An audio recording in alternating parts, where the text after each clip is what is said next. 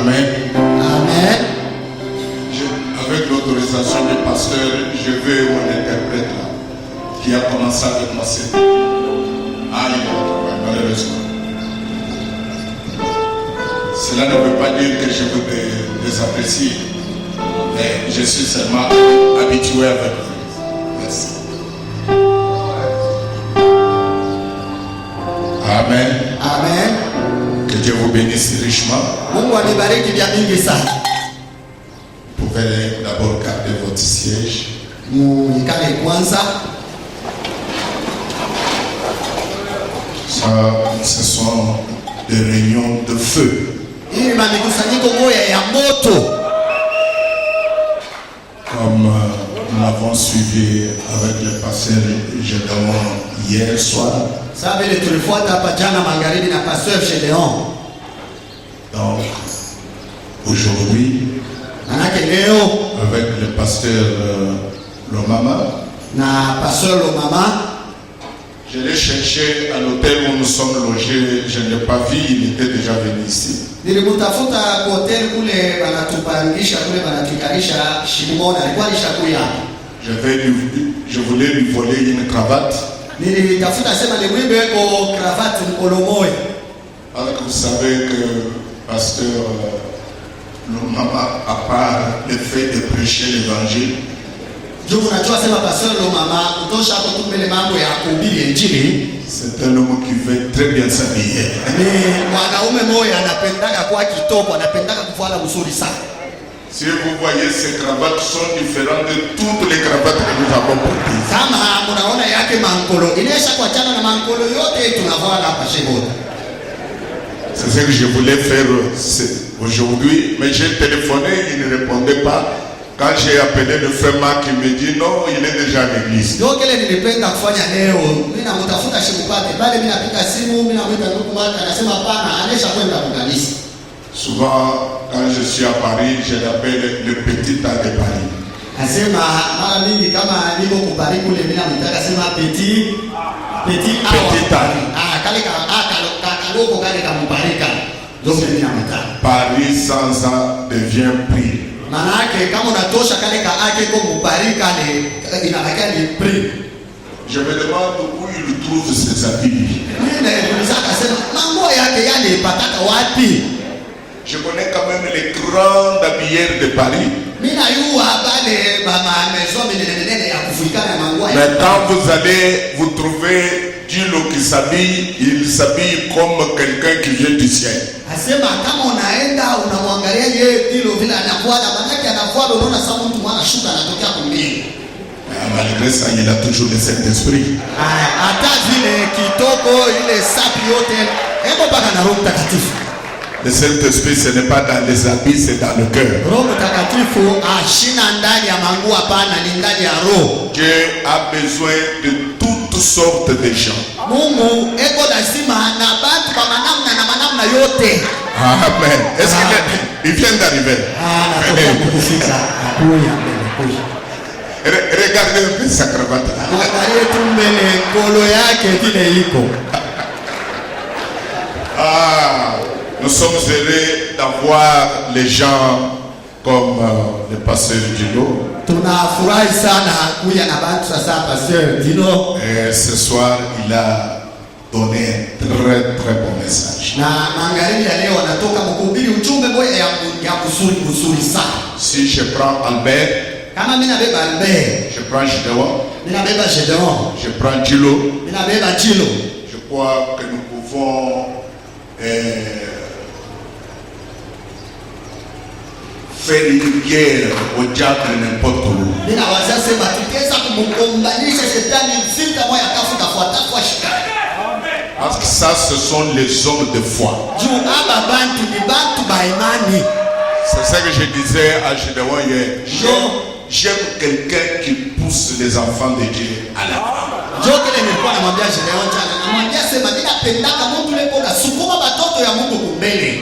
vous avez fait, vous irez en enfer. Nous sommes venus ici pour aller en enfer. Kila siku nipata kuhukumu, ulifanya wewe mtenda mungenda. Sasa tulikuja hapa juu twende mungenda. Chaque fois qu'il y a la réunion, kila mara kama kuko mkutaniko, le pasteur vient avec un bâton. Pasteur anakuwa na mfimbo ya mti. Chaka. Même dans la pédagogie, il est défendu de battre les enfants. Hata mwalimu banesha kukataza kupika batoto mfimbo. Vous devez dire aux gens unapaswa kuambia bantu ce que Dieu a fait pour eux. Bile Mungu alibafanishia. Le reste ça sera comme sur des roulettes. Bile binabakia bitaja kuliendekea tu bio vyenyewe biko na telemuka. C'est que ce soir je me sens très bien. Manake magharibi ya leo mimi nalishikia mzuri sana. Donc Gédéon et Djilo, ils ont préparé vraiment le chemin pour que je prêche. Manake Gédéon na Djilo baritayarisha banapumputa mubalabala juu nipate kuhubiri.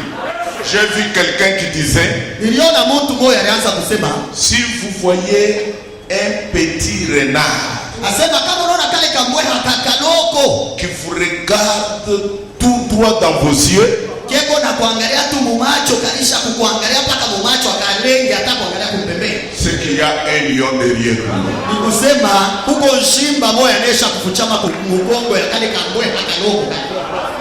Il n'a pas peur à cause du lion qui est derrière lui. Si vous voyez que nous avons parlé comme nous avons parlé, il y a un lion derrière nous. Et le lion, c'est le Seigneur Jésus-Christ. Il est le lion de la tribu de Juda.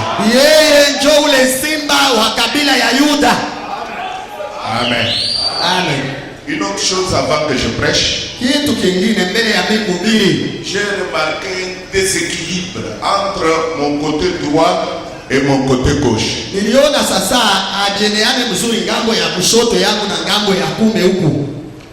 À ma gauche, quand on prêche, vous voyez le feu. Vous voyez les gens engagés. Mais à ma droite, à l'exception des deux premières bancs, les sœurs, je ne sais pas, on vous a tellement fait travailler à la maison que vous êtes fatigués.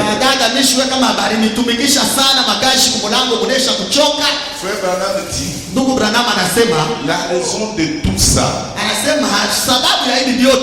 le manque de l'enthousiasme. Quand on prêche,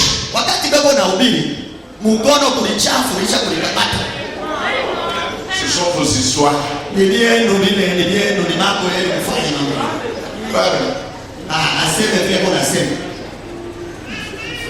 Je laissé mes amigos sur le feu, je ne sais pas si. Vous ne sentez pas que les sœurs sont là. Mais mettez-les dehors. Qu'ils discutent entre eux. Comme le prédicateur l'a dit ici. C'est alors que vous allez voir. Mais quand vous les mettez devant la parole, pas d'enthousiasme. Voilà ma frère. Quand les frères sortent là, et même regardent. Même on va te sauter aussi. Même nous aussi. Donc vous n'êtes pas venu pour votre mari. Laissez ce que votre mari fait dehors. Ici nous sommes venus pour nous réjouir devant la parole. Ce que votre mari fait, c'est entre lui et Dieu. Malgré cela, vous allez me dire bonjour à la fin, n'est-ce pas? Que Dieu vous bénisse richement. Maintenant, nous allons nous mettre debout. Je voudrais être comme mes deux amis qui m'ont précédé. Vous savez, j'ai 67 ans aujourd'hui.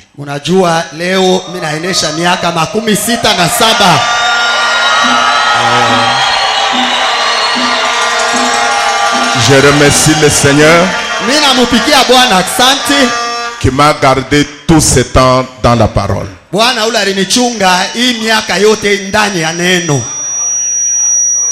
Et pendant 42 ans, je suis derrière la chair pour prêcher.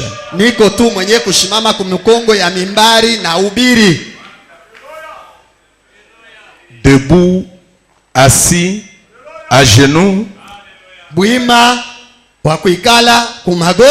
cela m'importe peu. Ce qui est un problème, c'est que Jésus soit glorifié dans tout ce que nous faisons.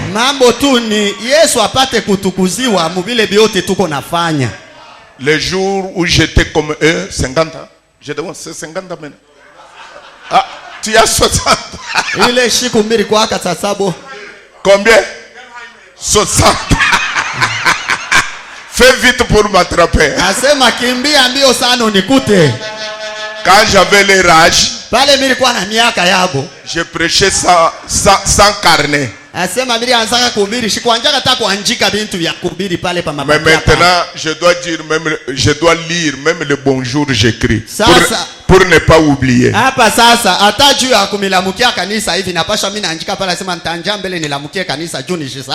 Mais ces réunions, c'est une reconversion pour moi. Ça me donne un espoir que Dieu peut être parmi un peuple comme nous, écouter nos prières et répondre aussi à nos prières. Nous disons grand merci au pasteur Albert qui a fait ces réunions, qui a fait le choix qu'il a fait pour que nous soyons bénis. Je lui disais ce matin, quand il m'a appelé pour me dire que je vais prendre la parole de nouveau, je lui ai dit, vous êtes le capitaine de l'équipe présentement.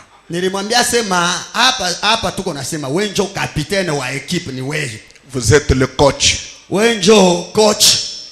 Le coach regarde. Il veut aligner quelqu'un parce qu'il sait qu'en alignant cette personne, on va avoir une victoire.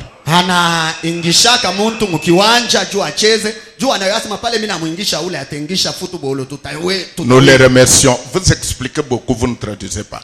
Bon, mon frère qui était là, venez un peu. Vous expliquez beaucoup. Même dans le message, on n'aime pas beaucoup d'explications. Donc, je vais prendre Marc 16. Le verset 19. Le Seigneur, après leur avoir parlé, fit enlever au ciel. Et il s'assit à la droite de Dieu. 1 Pierre 3, 21 et 22. Cette eau était une figure du baptême qui n'est pas la purification des souillures du corps, mais l'engagement d'une bonne conscience envers Dieu,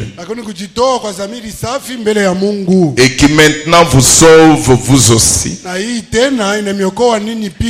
par la résurrection de Jésus-Christ, qui est à la droite de Dieu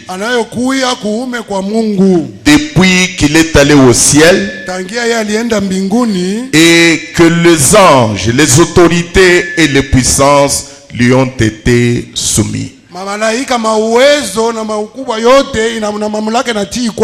Que Dieu vous bénisse. Vous pouvez vous rasseoir. Alors, cet après-midi, nous allons rester dans le même contexte que le Saint-Esprit a imprimé sur ces réunions.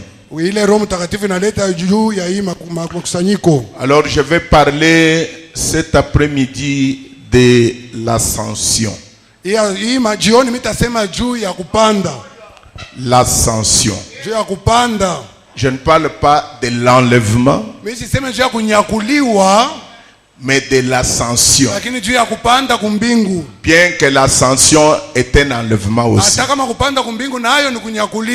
Mais je ne veux pas aller dans la direction de l'enlèvement.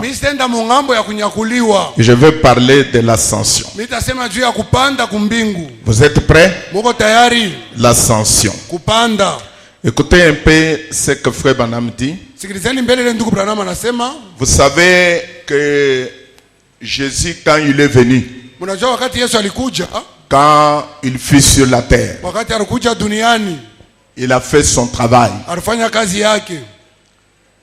Il était le Messie, le Messie promis, le roi des rois et le Seigneur des seigneurs. Personne n'a vécu comme lui. Personne n'est mort comme lui. Personne n'a prêché comme lui. Il est le seul prédicateur que nous connaissons qui n'a prêché aucun sermon funèbre. Jamais. Branham a prêché des sermons funèbres, mais Jésus n'a jamais prêché un sermon funèbre. Il est notre Dieu ce soir. Si vous remarquez, dans les deux endroits que nous venons de lire, Marc 16, c'est après la résurrection. Il leur a donné rendez-vous en Galilée. Et ils sont allés en Galilée. Et là, ils se sont rencontrés avec lui. Et il leur a parlé. Et après leur avoir parlé, il fut enlevé au ciel. C'est ça l'ascension. Il fut enlevé au ciel. Et quand il fut enlevé, il s'assit à la droite de Dieu. C'est la première fois où la Bible décrit le Seigneur Jésus à la droite de Dieu. Quand il était sur la terre, la Bible n'a pas dit qu'il était à la droite de Dieu. Mais après sa mort, sa résurrection, son ascension, la Bible dit il s'assit à la droite de Dieu. Et Frère Branham dit ce n'est pas que Dieu avait un gros bras droit, mais à la droite de Dieu, c'est la puissance et l'autorité. Vous allez comprendre ça après. Puis Pierre répète la même chose. Il dit cette eau était une figure du baptême, qui n'est pas la purification des souillures du corps, mais l'engagement d'une bonne conscience envers Dieu. et qui maintenant vous sauve. Vous aussi, par la résurrection de Jésus-Christ, qui est à la droite de Dieu, depuis qu'il est allé au ciel. Alors quand il est allé au ciel, il se met à la droite de Dieu et il dit, les anges, les autorités et les puissances lui ont été soumis. Oh là là là là. Est-ce que vous comprenez ça? Les anges, les autorités, les puissances, les anges, les autorités, les puissances, pas la puissance, mais les puissances, toutes les puissances, toutes les autorités, s'il y en a quelque part, lui ont été soumis. Quand ça, après l'ascension, c'est pourquoi frère Branham dit dans les puissants conquérants, il dit paragraphe 41, il dit remarquez donc, il dit son œuvre sur terre était terminée. Son œuvre sur terre était terminée. Tout ce qu'il était venu faire sur la terre était terminé. Les gens ont mangé de pain. Les gens ont entendu la parole. Les gens ont vu le miracle. Les gens l'ont vu arrêter. Tout ce qu'il était venu sur la terre était terminé. À la résurrection, il a confirmé tout ce qu'il disait.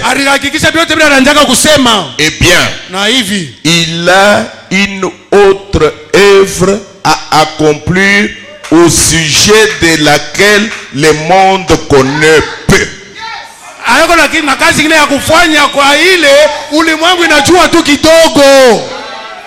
Il a terminé sur la terre, mais il a une autre œuvre à faire, à accomplir, au sujet de laquelle le monde connaît peu.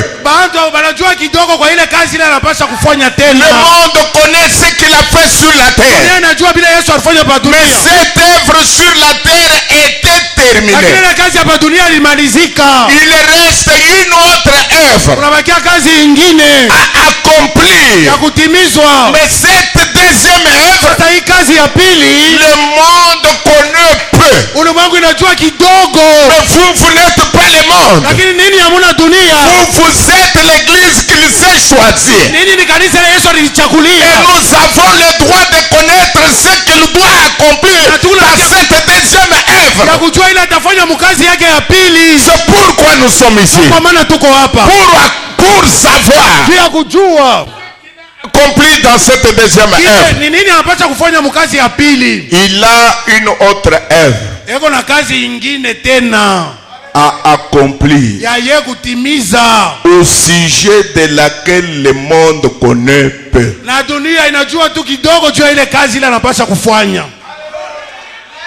Pas ce qu'il a fait sur la terre. L'œuvre sur la terre était terminée.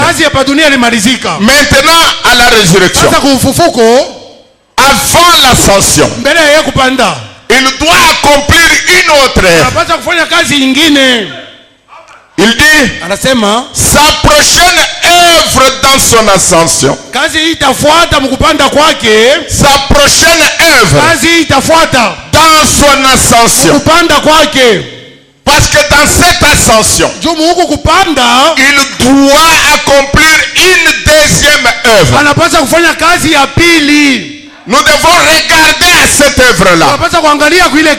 Je crois que ça va nous faire du bien. Sa prochaine œuvre dans son ascension,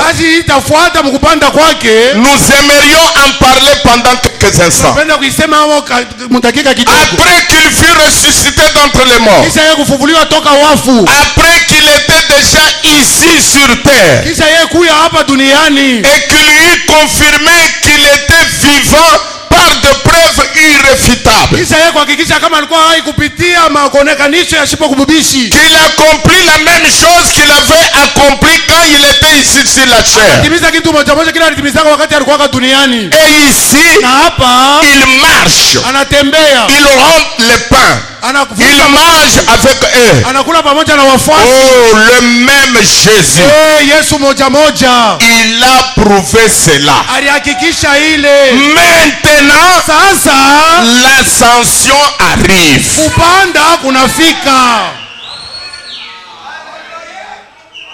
Maintenant, après qu'il ait mangé avec eux, il a multiplié le pain. Comme nous avons vu les jours-là, ils ont fait une pêche miraculeuse. Ils ont vu toutes ces choses dans son œuvre sur la terre. Il a mangé avec eux. Il a rompu le pain avec eux. Il a mangé avec eux. Le même Jésus, pas quelqu'un d'autre. Le même Jésus, il a fait ce qu'il devait faire à la résurrection, comme il a fait avant la résurrection. Il a prouvé cela. Maintenant, l'ascension arrive. Maintenant, nous arrivons à la deuxième œuvre. Prédicateur, qu'est-ce que vous voulez nous dire? Je vais vous dire que son œuvre sur la terre n'a pas tout terminé.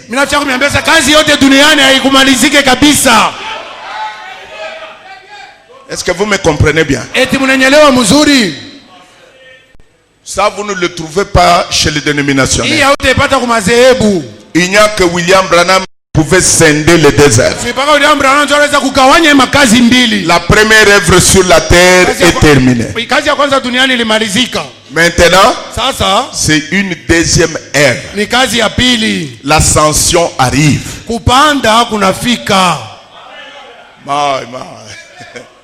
Si vous remarquez bien, frère, vous trouverez que le grand message que Jésus a donné, il l'a fait après la résurrection. C'est après la résurrection qu'il a dit, tout pouvoir m'a été donné au ciel et sur la terre. Parce que j'ai ce pouvoir. Allez, faites de toutes les nations mes disciples. C'est quand ça? Après la résurrection. C'est après la résurrection que Jésus, après avoir parlé avec eux, il leur a dit, restez à Jérusalem, parce que quelque chose d'autre va venir. Je vais revenir sur vous sous une autre forme, sous la forme du Saint-Esprit. Il commence une autre œuvre tout à fait important que la première œuvre. Il dit, maintenant, l'ascension arrive. Le temps arrive. Il dit, saviez-vous donc que la Bible déclare qu'il est monté en haut au-dessus de tout? Il est monté en haut au-dessus de tout. De tout. Par-dessus tout au ciel. Cette terre a appartenait au diable. C'est ce que le maman dit dans son message. Par la chute, cette terre a été cédée au diable. Chaque royaume de ce monde est dirigé par le diable.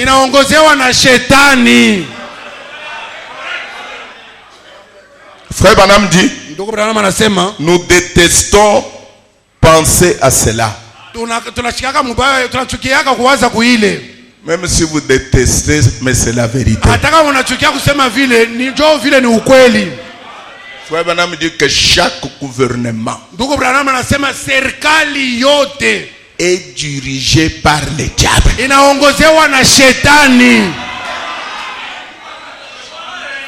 Ne me regardez pas, ce n'est pas moi. Chaque gouvernement, même le nôtre, Sergal, le gouvernement. C'est ça, Sergal. Ouais, je pensais que Sergal c'était le pays. Donc, chaque gouvernement est dirigé par le diable. Allez, allez, dites amen. Vous aimez bien votre pays, vous aimez bien votre gouvernement, mais laissez-moi vous le dire, ils sont assis dans leur bureau climatisé, mais dirigés par le diable.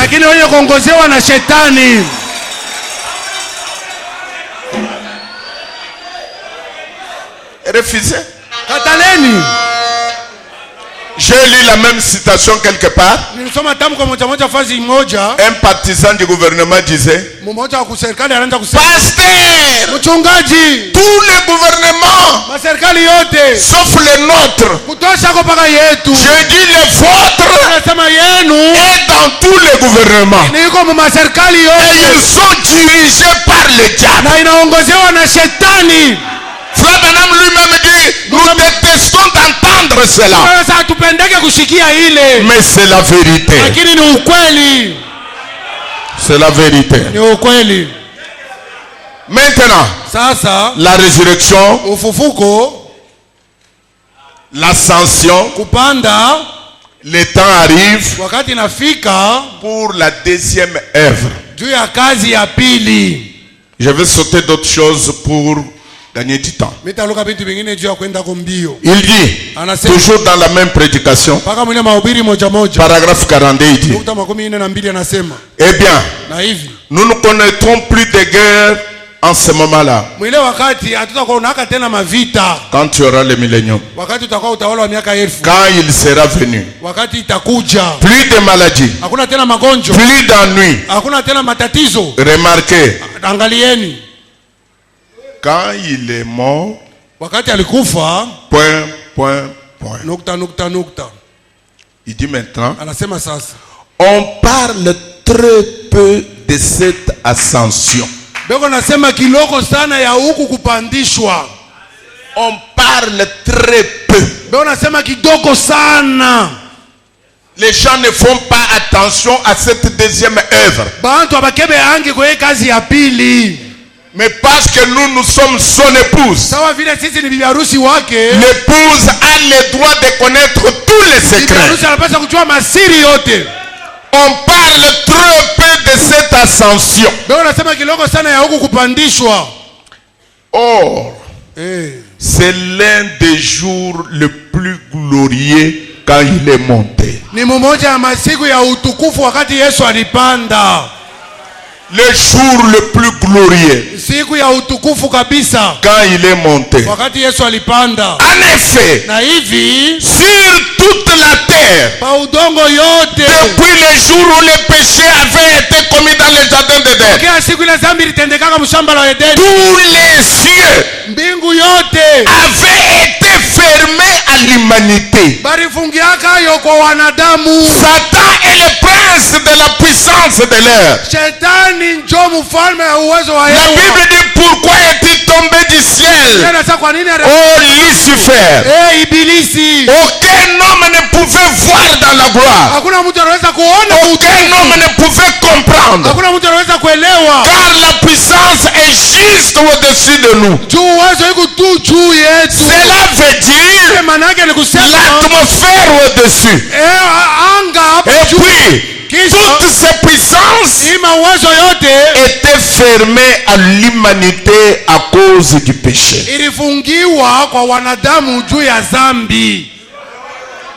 Même les chemins des cieux étaient fermés à toute l'humanité. Tout était fermé. Il dit dans la résurrection de Jésus, paragraphe 10, il dit, je pense que l'un des passages, des Écritures le plus remarquable, qui est négligé plus que n'importe quel passage des Écritures que je connaisse, sur lequel on a prêché, c'est l'ascension du Seigneur Jésus. Ce qu'il a fait après sa résurrection. Or, après sa résurrection, il ne s'est pas assis sur la tombe après sa résurrection. Car son œuvre n'était pas achevée. Il ne s'est pas ressuscité pour s'asseoir sur la tombe. Non. Son œuvre n'était pas encore terminée. Il avait terminé son œuvre sur la terre. Il est resté une deuxième œuvre après la résurrection. L'œuvre qu'il devait accomplir dans l'ascension. C'était cela que nous voulons parler aujourd'hui. Parce que son œuvre n'était pas achevée. Alors, il ne s'est pas ressuscité pour s'asseoir sur la tombe, sur la pierre qui était devant la tombe, et dire aux femmes qui étaient là, voyez-moi, je suis ressuscité. Non, non. Son œuvre n'était pas encore terminée. Il avait hâte à terminer son œuvre. Et il a dit aux femmes, allez dire à mes frères que je dois les rencontrer en Galilée. Il dit, je pense à lui quand il est ressuscité d'entre les morts ce matin-là. Il avait son propre sang en tant que souverain sacrificateur. Faites attention. Faites très bien attention. On nous a parlé jeudi du souverain sacrificateur. Mais toutes les citations là précisent. Il est le souverain sacrificateur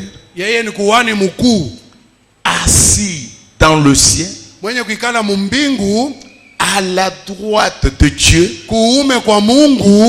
pour faire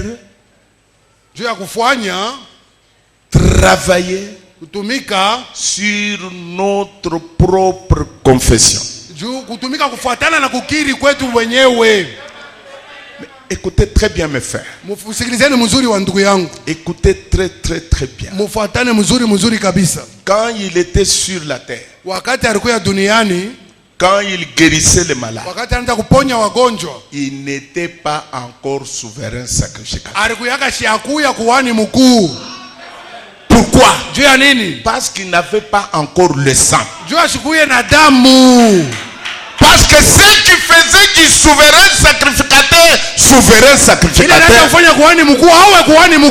c'était le sang qu'il prenait et il entrait au-delà du voile et il faisait la fonction du souverain sacrificateur.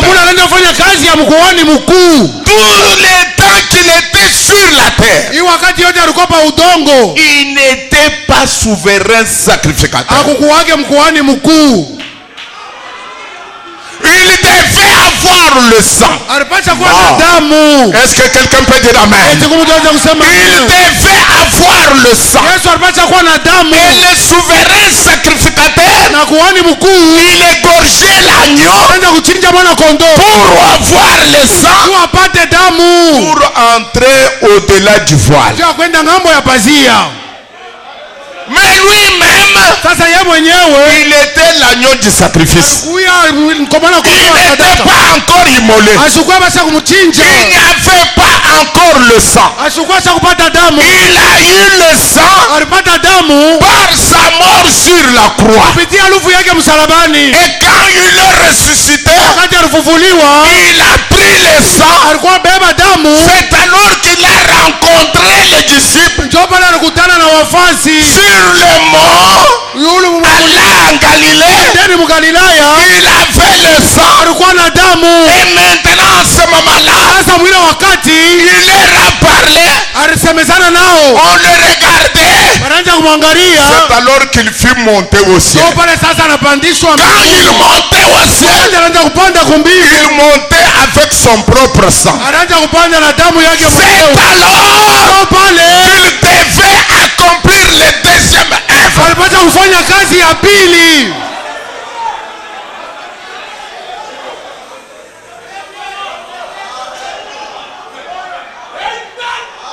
Cette deuxième œuvre, vous êtes avec moi, est plus importante que toute œuvre qu'il a accomplie sur la terre.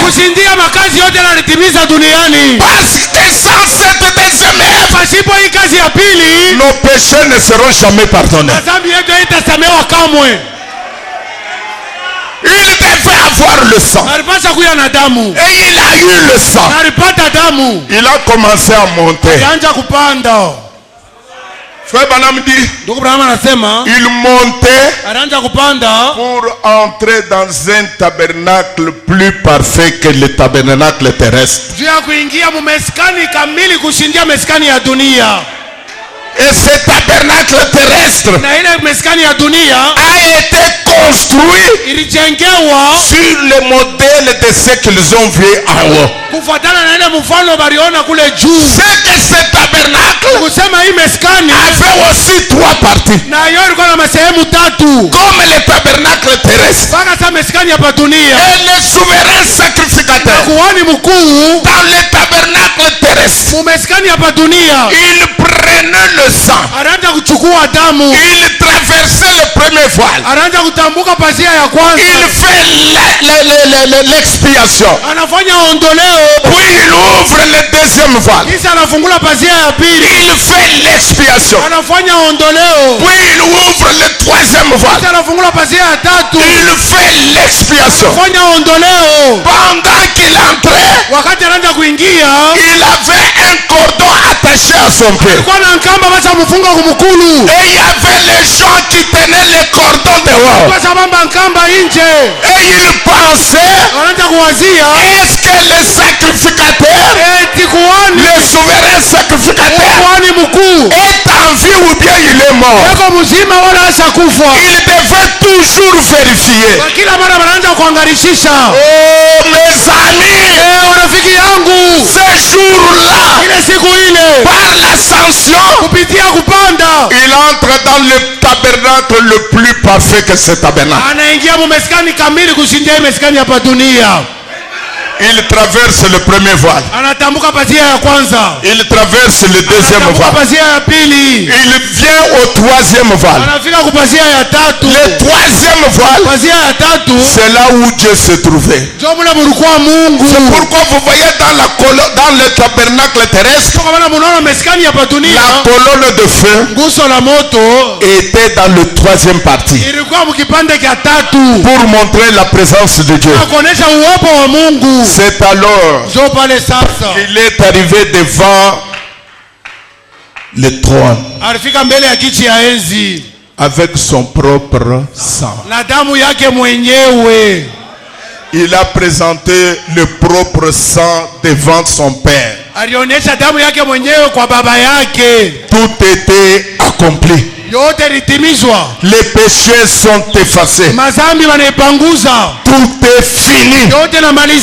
Et Dieu lui dit, assis-toi à ma droite. Tu as tout terminé. Tu deviens moi. Tu deviens droite. Tu deviens ma force. Tu deviens l'autorité. Il n'y a pas une autre autorité que toi. Quand Frère Branham dit que Moïse était la droite de Dieu, Frère Branham dit que Moïse a fait sortir les enfants de Dieu. Plutôt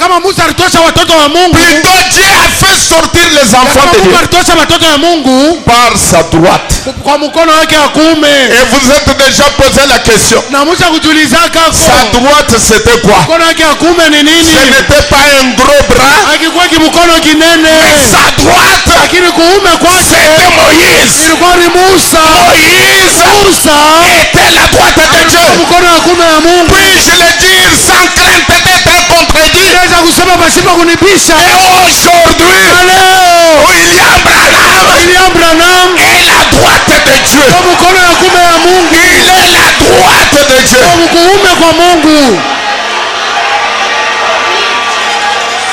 Il devait faire une deuxième œuvre. La première œuvre était terminée sur la terre. Maintenant je vais vous choquer. Tout ce qu'il a fait sur la terre, le péché de l'humanité n'était pas perdu. Mais à l'ascension, il est allé avec son propre sang. Il a déposé le sang devant le Père. Et quand le Père regarde, il voit le sang rouge, nos péchés rouges. Quand il regarde le rouge à travers le rouge, Frère Branham me dit, ça devient blanc. Alors si vous croyez cela, il n'y a aucun péché dans ce bâtiment. Il n'y en a pas. Parce que dans cette deuxième œuvre, il est allé avec son propre sang. C'est ça que Gédéon a dit hier. Je ne fais que ramasser tout ce qu'ils ont dit pour en faire un bloc et signer les réunions de réveil.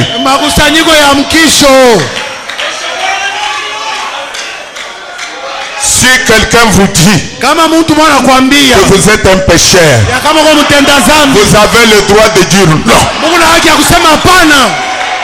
Je ne le suis pas. Si quelqu'un vous dit vous êtes un voleur, j'ai joué le rôle d'un voleur, mais je n'étais pas un voleur. C'est le rôle que j'ai joué. Parce que Frère Branham dit que dans ce drame, il dit que Dieu fait un drame. Et dans ce drame, chacun a un rôle à jouer.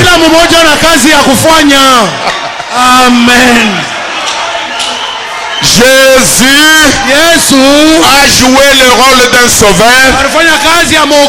Et moi, j'ai joué le rôle d'un pécheur. Et dans le théâtre, qu'est-ce qui se passe dans le théâtre? Les gens sont derrière le voile. Et quand il est derrière le voile, quand on ouvre le voile, il entre sur la scène dans son rôle. Quand le rôle est terminé, il rentre derrière le voile. Il redevient ce qu'il était avant que les scènes ne commencent. Et le rôle aujourd'hui, le théâtre aujourd'hui est terminé. Nous sommes rentrés et nous redevenons ce que nous étions. Sans péché, ni ride, ni rien de semblable. À cause du sang de Jésus-Christ. Est-ce que quelqu'un peut dire Amen? Dites Amen. Dites Alléluia. C'est ce que nous sommes devenus.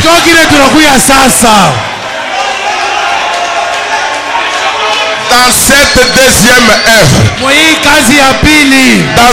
deuxième œuvre, oh, écoutez mes amis, dans cette deuxième œuvre, nous sommes venus ici pour être changés. Dans cette deuxième œuvre, nous sommes venus ici pour être changés.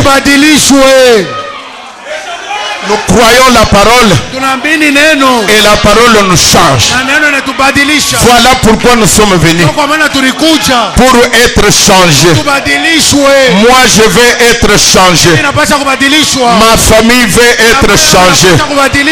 Ma femme veut être changée. La parole veut me changer. Peu importe ce qui arrive, je suis changé. Je voudrais que chacun prenne la main de son ami. Prenez la main de votre ami. N'ayez pas peur. N'ayez pas peur de Covid. On nous a dit ici, le Covid atteindra les autres, mais pas moi. Alors prenez la main de quelqu'un et regardez-le. Regardez-le bien. Fixez bien votre ami. Fixez-le très bien. Dis-lui. Dis-lui maintenant. Dis-lui maintenant. C'est la dernière fois que vous me voyez tel que je suis. C'est la dernière fois que vous me voyez tel que je suis. Car la fois prochaine, je serai changé. Je ne serai pas le même. À partir de demain, Dieu va me changer. À partir de demain, je ne serai pas la même personne. Dites Amen. Dites Amen. Dites Alléluia. Dites gloire à Dieu. Demain, ce n'est pas la même personne. Je suis changé. Ce n'est pas la même personne. Demain, ce n'est pas la même Henriette. Demain, ça sera Henriette changée. Demain, je suis Albert changé. Est-ce que tu es le même? Oui. Le même que tu as vu hier. Mais aujourd'hui, je suis changé. À cause de la parole. Nous sommes venus ici pour être changés. Peu importe que le diable le veuille ou pas, mon changement est là. Parce que Jésus accomplit la deuxième œuvre. Il accomplit la deuxième œuvre. Oh my. Il dit ici, voyons un peu rapidement dans cette deuxième œuvre. Il dit, dans la résurrection, il dit, mais quand Jésus a pris son sang, maintenant il a son sang. Après la résurrection, il a le sang. Mais vous savez que dans l'Ancien Testament, les souverains sacrificateurs devaient marcher avec le sang avant d'entrer dans le tabernacle. Je vous ai dit qu'on mettait un cordon ici jusque dehors. Après un temps, on agitait les cordons. Et il avait des clochettes. Quand on agitait les cordons, il bougeait. Et les clochettes disaient Saint, Saint, Saint est le Seigneur. Ceux qui étaient dehors, ils savaient que les souverains sacrificateurs est vivant. Mais tout n'était pas terminé. Ils attendaient. Parce que même quand il est entré avec le sang, les péchés n'étaient pas encore pardonnés. Il devait attendre que les souverains sacrificateurs, après avoir purifié le temple, après avoir purifié les trois parties, quand vous lisez dans la Bible, on appelle cela la purification du temple. Je n'ai pas le temps de toucher là. Alors quand il terminait, avec le même sang avec lequel il est entré, maintenant les gens étaient dans la vallée. Pour ceux qui sont allés en Israël, le temple était sur la montagne. Et après la montagne, il y avait une vallée. Et tout le monde attendait dans le vallée. Les femmes, les hommes, les enfants, tout le monde attendait là. Ils attendaient quoi? Ils attendaient la sortie du souverain sacrificateur du lieu saint où il était. Maintenant le souverain sacrificateur sort. Les gens qui sont là en bas, qui attendent ça, il sort avec une partie du sang avec lequel il a travaillé dans le temple, avec lequel il a purifié le temple. Alors il prend le même sang, il asperge sur les croyants. Et quand il recevait le sang, alors leur péché était pardonné. Il devait rentrer à la maison. Maintenant regardez, il est assis à la droite, à la droite de Dieu, après son ascension. Maintenant, s'il ne sort pas,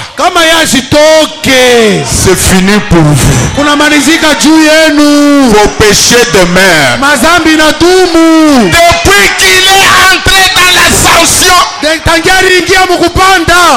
aujourd'hui, celui qui était assis assis à la droite, qui tenait les livres, il est descendu, il est sorti avec le même sang. Parce que maintenant, comme nous changeons la dispensation, le sang n'est pas la matière chimique. Le sang devient la parole. La parole est devenue le sang, car le sang était la parole. Et maintenant, quand nous parlons, je suis en train d'asperger le sang. Et vous croyez à la promesse, vous croyez au sang. Alors cet après-midi, de la chair à la dernière personne, il n'y a plus de péché. Amen. Écoutez frère, le pardon, ça c'est très important. Dans ces réunions, nous sommes venus pour sortir avec une nouvelle vision. Maintenant, le pardon, on ne le sent pas. On ne le sent pas. Je sens le pardon. Ça n'existe pas. Le pardon, on le croit. Quand vous croyez au pardon, alors vous êtes pardonné. Vous pouvez venir ici. Frère Branham dit, frapper la chair, sauter. Tant que vous ne croyez pas que vous êtes pardonné, alors vous n'êtes pas pardonné. Vous devez croire à votre pardon. Vous devez dire que je suis pardonné. Vous êtes pardonné. Si vous ne le croyez pas, je le déclare à votre place. Vous êtes pardonné. Dans cette deuxième œuvre, il est monté. Je vais terminer vite. Je ne vais pas vous garder longtemps. Quand Jésus a pris son sang, le premier voile qu'il déchira, avec le sang, il commence à entrer. Il dit le premier voile qu'il déchira fut le voile de la mort. Il a déchiré le voile de la mort. La mort ne peut pas vous déranger. Parce que la mort, c'est un bateau pour nous amener de l'autre côté. Et le deuxième voile, c'est le voile de la tombe. Le voile de la tombe. Je crois de tout mon cœur qu'il y en aura des uns qui contourneront la tombe.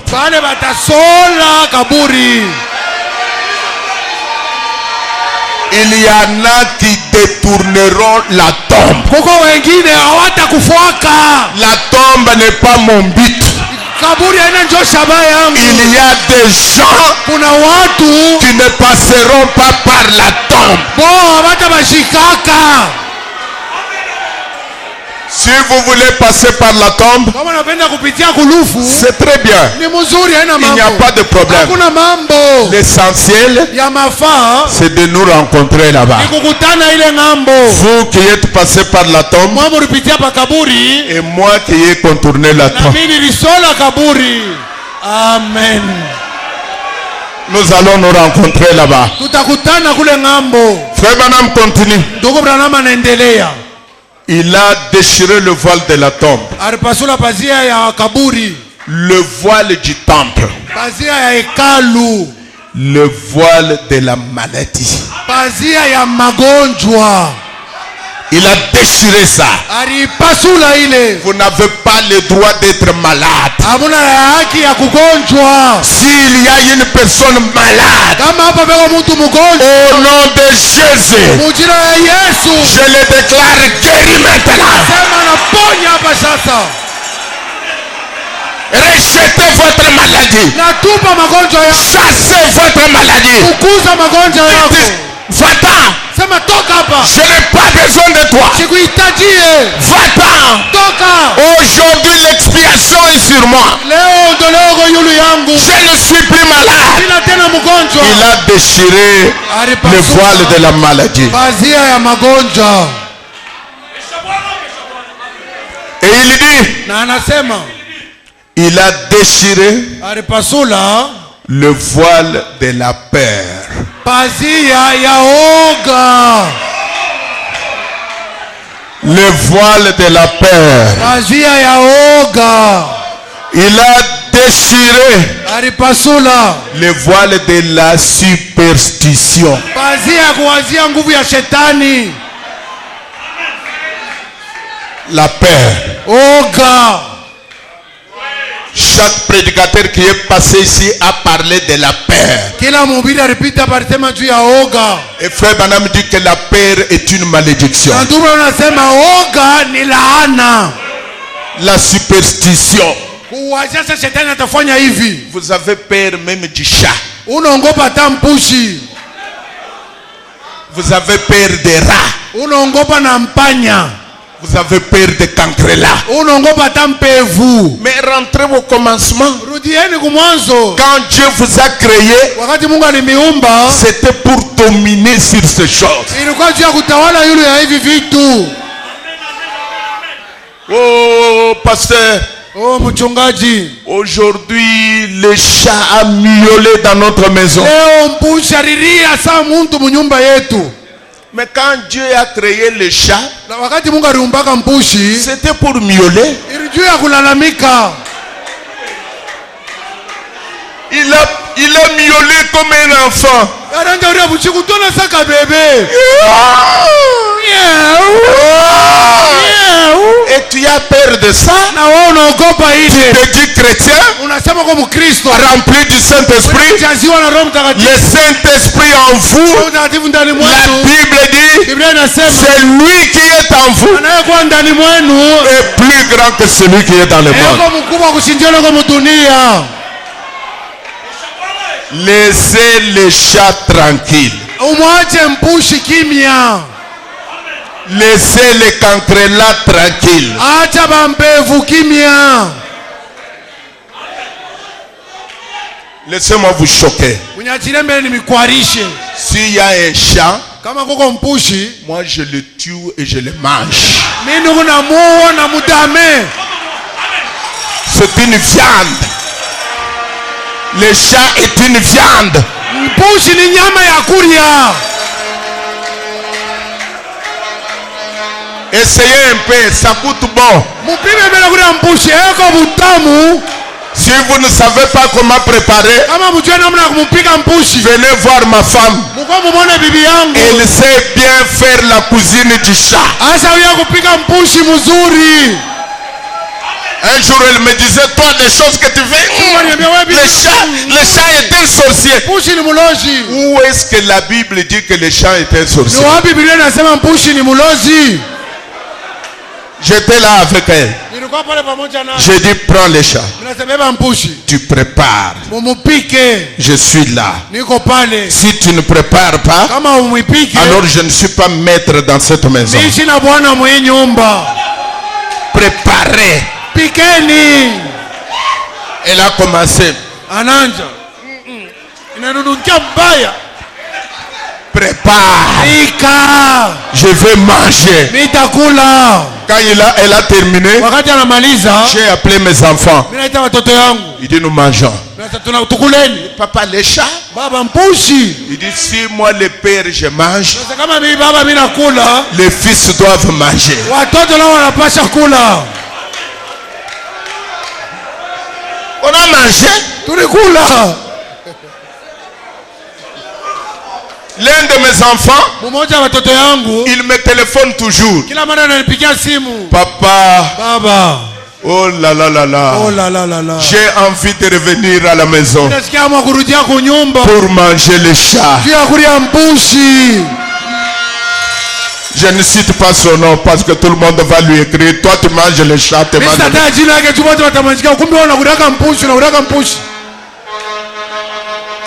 la paix. Boka. Dans cette réunion, il faut enlever la peur. La peur des sorciers, la peur des magiciens, la peur des superstitions. Vous savez la superstition, vous savez ce que cela signifie? C'est la manque de confiance en Dieu.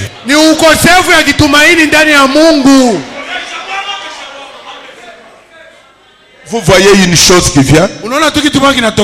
Oh, même quand vous voyez une femme venir. Oh là là là là. Oh là là là là. Nous qui avons vécu au village. Vous connaissez ça? On trouve une chèvre attachée. On dit non, une femme enceinte ne peut pas traverser la corde d'une chèvre.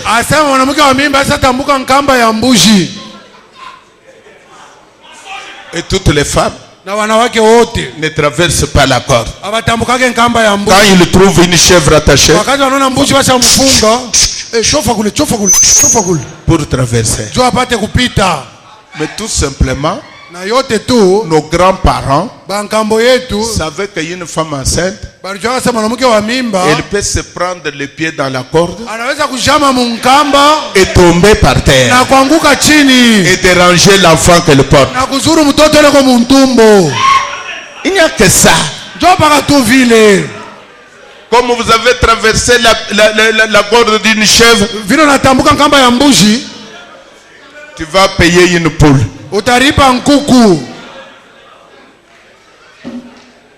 Quand il a traversé, il déchirait le voile. Le voile de la peur, le voile de la maladie, le voile de la superstition, le voile des sorciers. Vous savez que la Bible dit, nous combattons. Laissez-moi le lire. De toute façon, je suis en train d'aller vers la fin. Il dit ici, qu'est-ce qui t'est arrivé? Il dit,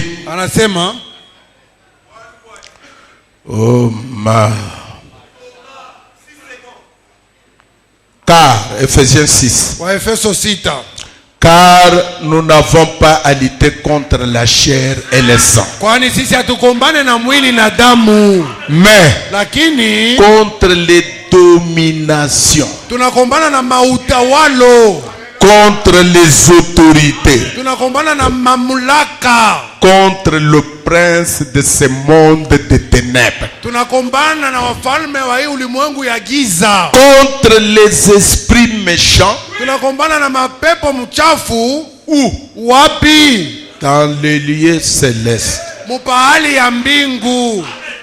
C'est dans le lieu céleste là où se trouvent tous ces esprits. Il a terminé son œuvre sur la terre. C'était fini. Maintenant il devait faire l'ascension. Il devait passer les lieux célestes, rencontrer tout le prince, toutes les autorités, toutes les puissances, les lier dans le lieu céleste, afin qu'il ne vous dérange pas. Voilà pourquoi il est monté. Tous les petits esprits dans le lieu céleste, il a déchiré le voile. Il les a liés. alibafunga, Il les a combattus. aliwakombanisha. Pour qui? Juu ya nani? Pour vous. Juu yenu. Il n'y a aucun esprit Hakuna roho hata moja après son ascension kisha Yesu kupanda qui peut encore vous troubler. inaweza tena kumivuruka. Il n'y en a pas, frère. Hainako ndugu. Parce que le lieu céleste, Juu pahali ya mbingu, lui, il est monté là-bas. yeye Yesu alipanda mule. Et quand il est monté là-bas, Wakati alipanda mule, afin que les dominations ili mautawalo et les autorités na mamlaka dans les lieux célestes pahali ya mbingu connaissent aujourd'hui par l'Église ipate kujua kwa kanisa la sagesse infiniment variée de Dieu. hekima yenye ukuwa na umbalimbali ya Mungu. Tous ces gens Hawa watu wote doivent connaître ce que nous sommes. banapasa kujua kile si twiko. Tous ces esprits Hii maroho yote doivent connaître ce que nous sommes. inapasa kujua kile sisi twiko. Il dit ici, Anasema hapa il a déployé en Christ, yeye alifungula ndani ya Kristo en les ressuscitant des morts kwa kumfufula toka wafu et en le faisant asseoir à sa droite na kwa kumikarisha kuume kwake dans le lieu céleste, mufazi ya mbingu au-dessus de toute domination, yulu ya mautawalo yote de toute autorité, ya mamlaka yote de toute puissance, ya mauwezo yote de toute dignité ya heshima yote et de tout nom qui se peut nommer. na jina yote banaweza kupanga, Non seulement dans le siècle présent, haiko paka mwi wakati ya sasa, mais dans les siècles à venir. lakini hata mu wakati ijayo. Il a tout mis sous ses pieds Yesu aliweka yote ile chini ya miguu yake et il l'a donné pour chef suprême à l'église. na alileta sawa mkubwa kwa kanisa. Il a mis tous ses pieds. Aliweka yote ile kwa miguu yake. Le diable n'a aucun droit sur vous. Shetani ana haki hata moja juu yenu. Non mes frères. Hapana wa ndugu. Il n'a aucun droit sur vous. Shetani ana haki hata moja juu yenu. Jésus lui a ravi tous les droits. Yesu alimnyang'anya haki yote. Tout nous appartient. Yote ni yetu. Il dit nous y croyons. Anasema tunaamini. Tout yote nous appartient. Ni yetu. Vous devez dire au diable, unapaswa kumwambia shetani, ça nous appartient. Ni yetu. On trouve toute une famille banakuta jamaa tu mzima baptisée au nom de Jésus-Christ. Yenye kubatizwa mjina la Yesu Kristo. Merci la pluie, je peux continuer un peu. Asante mvula mitendelesha yako. Parce que je ne vais pas vous laisser sortir sous la pluie.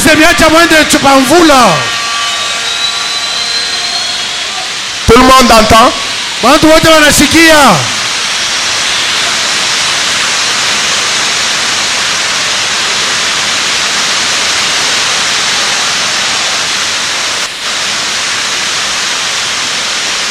Oh là là.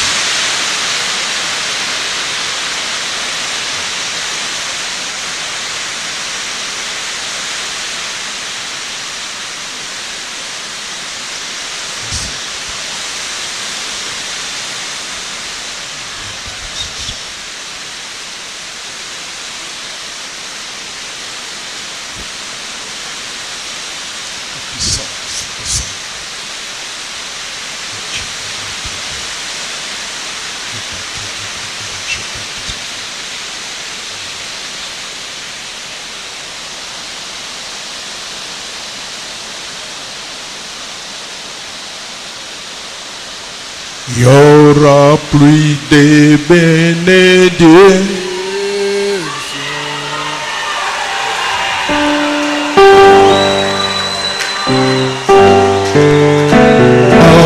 Et nous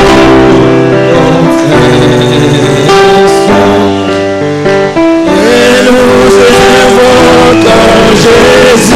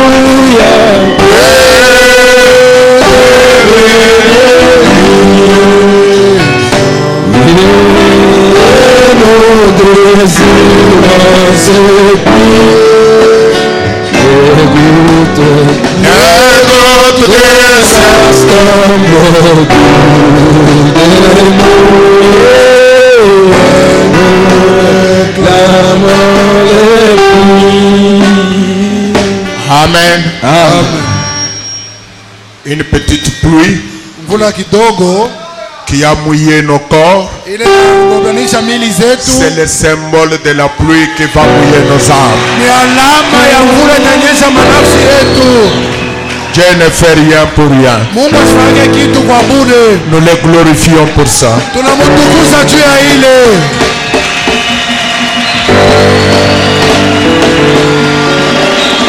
Amen. Amen. Ça nous appartient. Ça nous appartient. Il faut dire au diable, ça m'appartient. C'est pour moi. Et il dit dans question-réponse, il dit à la fin du 40e jour, il est simplement monté. Car tous ceux qui dominaient sur nous, oh j'aime ça, tous ceux qui dominaient sur nous, les superstitions et tout le reste, il a mis fin à toute superstition, à tout doute, et il a établi une ligne de prière depuis la terre jusqu'à la gloire. Lors de son ascension, il est monté et il s'est assis à la droite de sa majesté. Un vainqueur, absolument, le grand vainqueur. La mort ne pouvait pas le retenir, les séjours de mort ne pouvaient pas le retenir, la terre ne pouvait pas le retenir. Satan n'a aucun droit sur quoi que ce soit. Il n'est qu'un trompeur. Au calvaire, il a été dépouillé de tout ce qu'il avait. Quand Jésus avait pris la place du pécheur et qu'il est mort au calvaire, Satan n'a plus de droit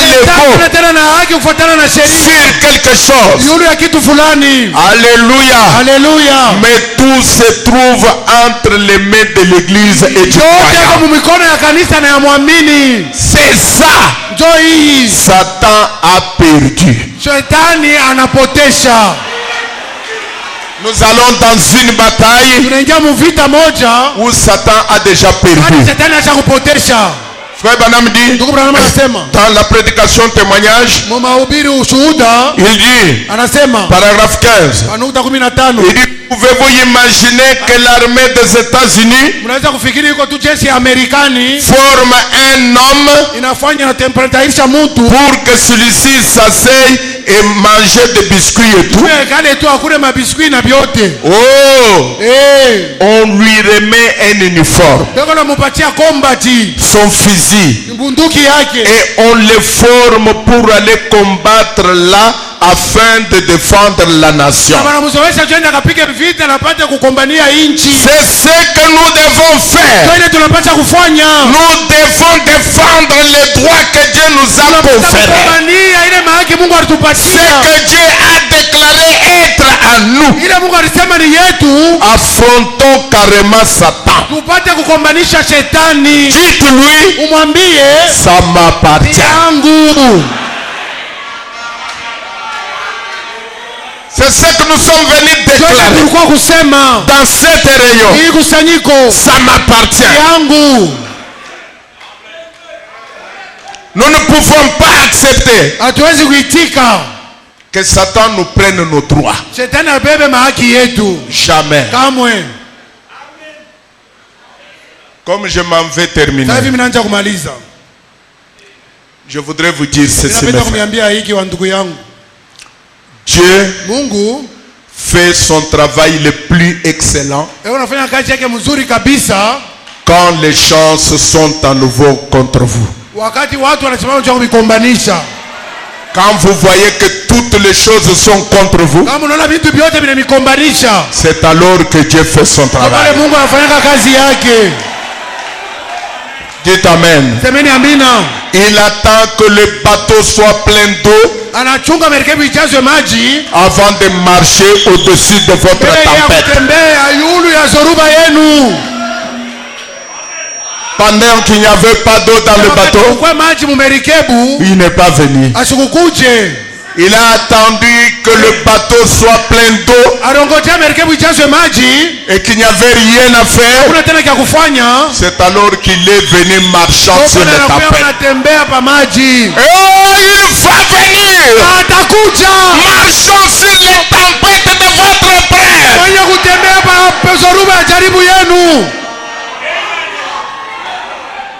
Il attend que votre fournaise soit cette fois plus chaude que normal pour qu'il se montre comme le quatrième homme dans la fournaise. Quand est-ce qu'il est devenu le quatrième homme? Quand la fournaise était chauffée cette fois.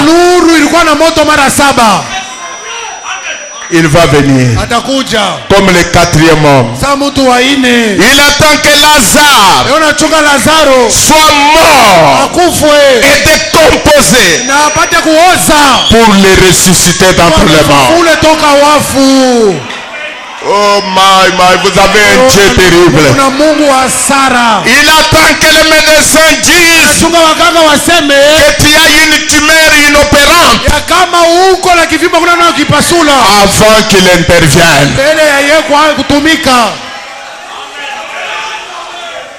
Oh my. Oh là là.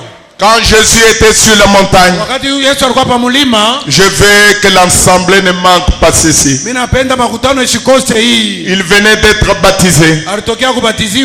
La Bible dit, il est allé au désert pour être tenté. Et vous connaissez, Frère Branham a prêché là-dessus. Les 3 assauts de l'ennemi. Mais je ne veux pas parler de ces assauts. Mais je veux dire qu'il est monté. Il est allé là-bas dans le désert pour être tenté. Et la Bible dit, après avoir gêné maisha yeye kufunga chakula 40 jours et 40 nuits. masiku 40 na usiku 40. C'est alors que le tentateur est venu. Ndio pale wakujaribu alikuja. Vous connaissez l'histoire. Unajua hadithi. Mais j'ai une bonne nouvelle pour Lakini vous. habari njema juu yenu. Quand il était déjà fatigué, Wakati Yesu alikuwa mwenye kuchoka, il était affamé, alikuwa na njaa, il a prié pendant 40 jours, 40 nuits. aliomba mchana. Il n'avait aucune force. Alikuwa tena na nguvu. Fatigué. Mwenye kuchoka. C'est alors. Ndio ile wakati. Et alors, pale, en ce moment-là, que Dieu lui a envoyé des anges pour le servir. Il était fatigué. Il n'avait plus rien à manger. Mais Dieu qui a regardé, il lui a envoyé des anges. Et aujourd'hui vous êtes venus. Vous avez traversé les épreuves et les épreuves. Vous êtes venus au point où la vie est devenue comme un robot pour vous. L'ennemi vous a attrapé, vous a attaqué dans le désert. Tu es fatigué, tu es épuisé, tu es épuisé par les épreuves. Tu as passé des traumatismes, prêt à te mettre même un suicide. Pourquoi ceci ne marche pas? Vous avez eu des problèmes à gauche, vous avez eu des problèmes à droite. La vie dans la famille ne tient pas.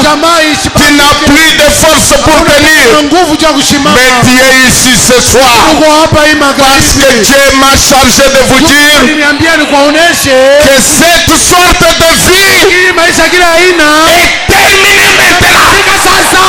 Cette séquence de votre vie est terminée maintenant. Tu dois entrer dans une nouvelle séquence.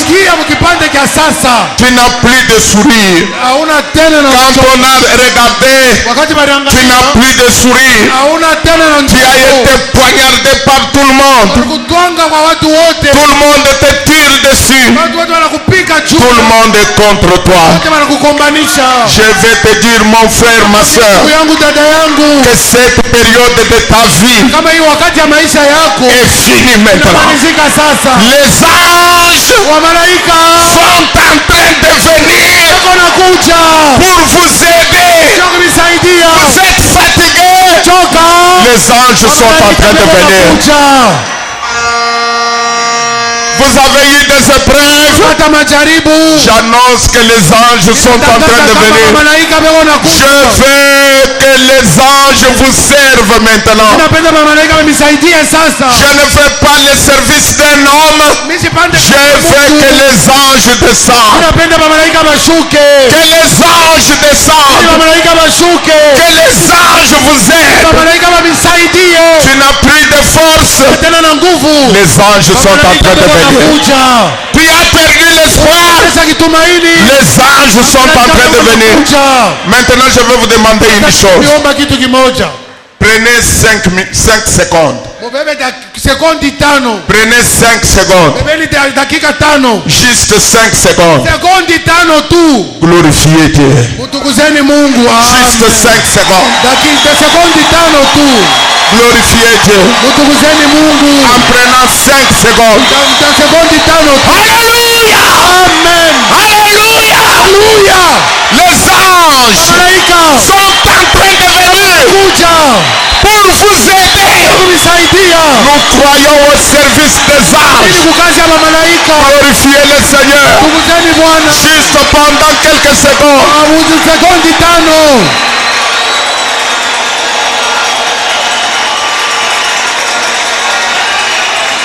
Ok. Ça c'est la louange de la justice. Ce que vous venez de faire, c'est la louange de la justice. Mais j'ai besoin maintenant de quelqu'un qui se sentait coupable, à qui Dieu a pardonné ses péchés, qui peut crier merci Seigneur, merci Seigneur, avec des louanges. Merci Seigneur, tu m'as pardonné. Je n'avais plus de valeur. Maintenant j'ai de la valeur. J'ai de la valeur. Dans ces réunions, Dieu m'a donné de la valeur. Est-ce que vous voulez voir encore applaudir le Seigneur? Pendant 3 secondes, les anges sont en train de venir.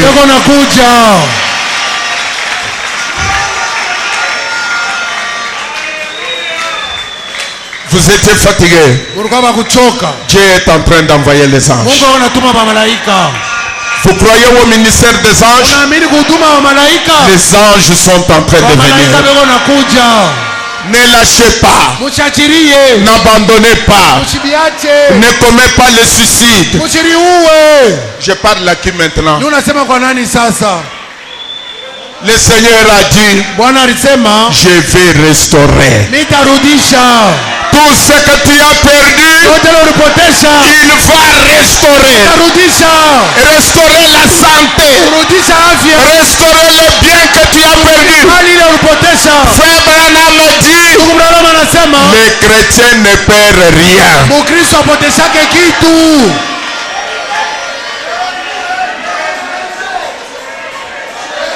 Les anges sont à vos côtés. Juste à votre côté. Si vous avez des yeux surnaturels, vous pouvez voir un ange à votre côté qui est en train de vous dire, n'abandonne pas, ne commets pas le suicide, ne vous découragez pas. Je suis venu de la présence de Dieu pour vous encourager, afin que quand tu vas quitter ces réunions, que tu deviennes fort. Les anges sont là. Maintenant je termine. Marie dit croire à l'impossible.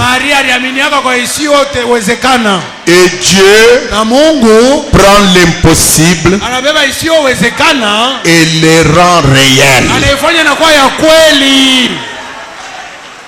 S'il y a des impossibles dans votre vie, s'il y a des impossibles, en terminant ces réunions, je veux que Dieu prenne toutes les impossibles.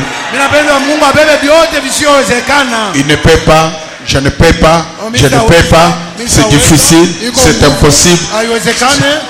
Toutes ces choses, que Dieu les prenne et les rende réels,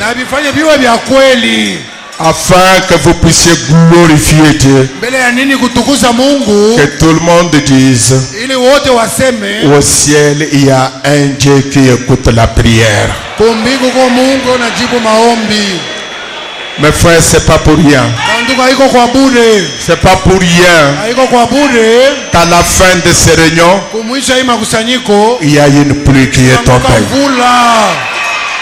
Dieu parle tantôt d'une manière, tantôt d'une autre. Il vient de nous parler que cette pluie, c'est la pluie de la bénédiction. Prenez encore 30 secondes. Glorifiez le Seigneur. Amen. Amen. Amen. Amen.